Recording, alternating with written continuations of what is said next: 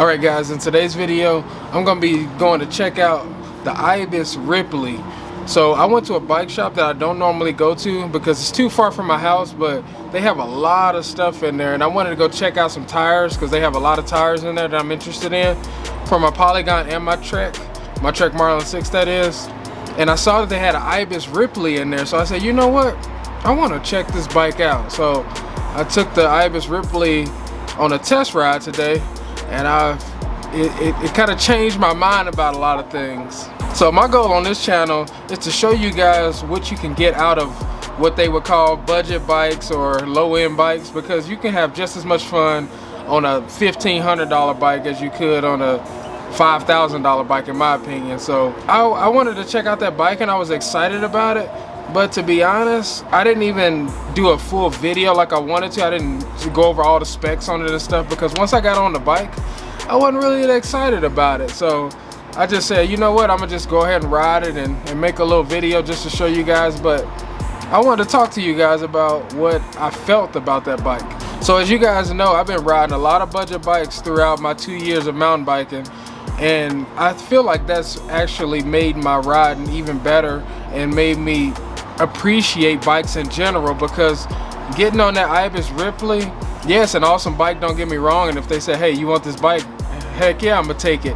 But to be honest, I got on it and I started riding it, and I was like, man, if I put a better shock and some new tires on my Polygon, maybe another handlebar, it'll feel just like this bike. So why would I spend $7,000 on this bike when I could just upgrade this way cheaper bike and still not even come close to the price of what the Ripley is? But as you'll see in the video, I will admit it did have some stuff on there that I will admit that's super nice, but like having a carbon frame, and carbon versus aluminum was the biggest difference that I noticed. And I would say the drivetrain too, as far as shifting the gears. But shifting the gears and the carbon, the weight of the carbon was way less, and those were the two things I can really tell a difference on.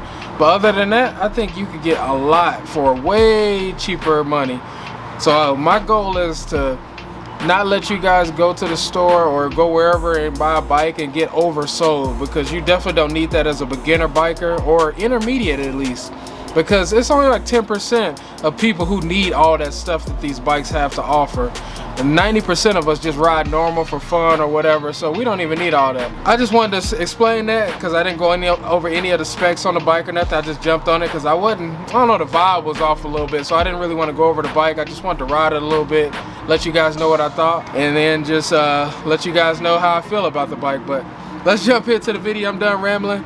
Make sure you hit that subscribe button, like the video, and make sure you don't get oversold on bikes you don't need. All right, guys, we testing out the Ibis Ripley. This is a carbon frame and aluminum wheels. Everything is carbon except the wheels. But this thing climbs like a beast so far. It's 130 front, 130 rear, which is right up my alley, what I'm looking for. I'm looking for more of that 130, 140 range on the front fork. So this is something I would definitely be interested in. It feels different though than other bikes, I mean, obviously, but I don't know if I'm completely sold. I see a little trail path right here I'm gonna go through. It's beautiful out here in Golden.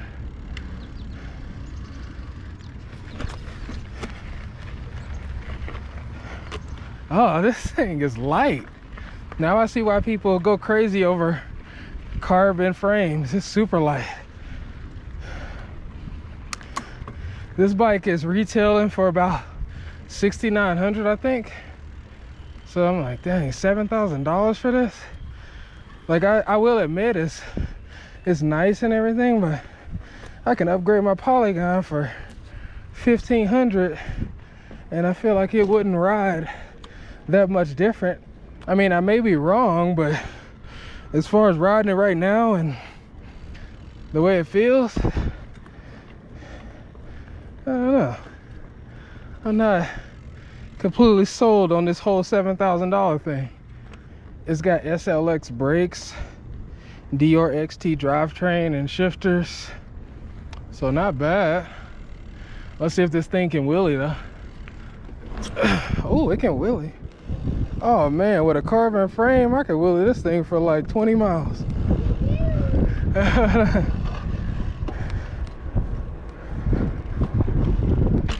Not bad.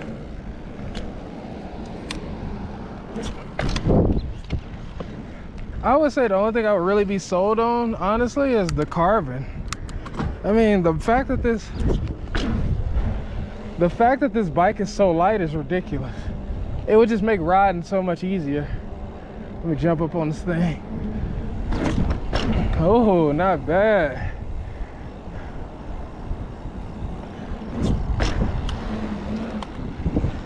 Like, other than the carbon frame, I don't know if I would be sold on this bike.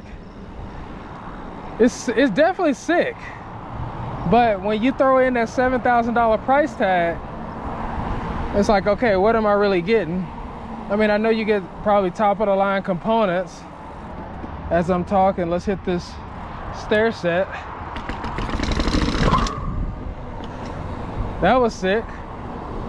But this is crazy. Like, don't get me wrong, if I took this bike on the trail, I know I would love it. But 7,000? Come on, man, that's a lot. I'm out in Golden, Colorado. Views for days. Not bad. But yeah, this is a sick bike. I will admit that. But I don't know if I would pay $7,000 for it. Work less, ride more. I like that. That's what it says right here on the stem. I can dig it. Let's hit this stair set one more time. That felt good, actually.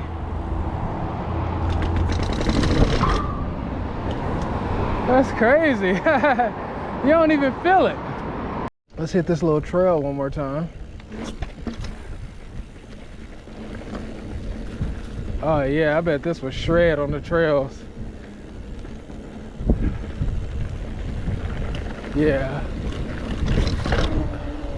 Yeah, I bet that was shred on the trails, I'm not gonna lie. But the thing is, like, yeah, it was shred on the trails, but you put a decent fork on my Polygon and some nice tires, I feel like it would feel the same way. Correct me if I'm wrong, but let me know what you guys think. Do you guys think it would feel the same or feel similar or what? All right, let's head back. I think I'm done. But let's see if we can wheelie down this hill. Oh my goodness. I'm not used to brakes this good. Let me turn around. These brakes are a lot better than what I'm used to. There we go.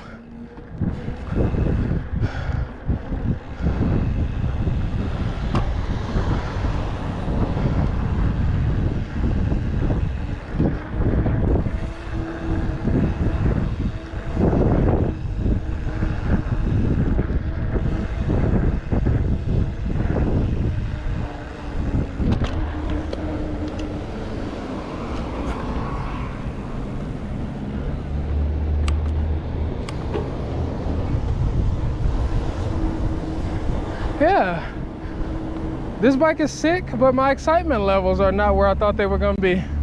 These gears shift amazing though. I'm not gonna lie.